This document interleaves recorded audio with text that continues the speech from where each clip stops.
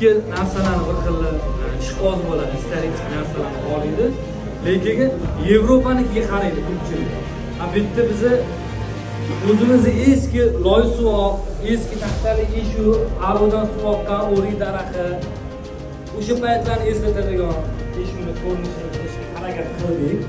Buni qattiq qilsa bo'ladi deb savol berishim mumkin. Buni o'sha paytda anaqasiga tushaman degan odam hozir bu materialdan loy suvoq effektini ham qilsa bo'ladi devorga.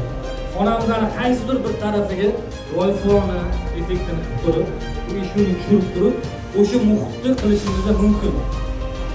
Shunda xohlaydi narsa. Xonamizning qaysidir tarafiga shuni qilib, ko'rganda maza qilib o'tirsak bo'ladi. Shuni ko'rsatib bermoqchi bo'ldik bu yerda biz.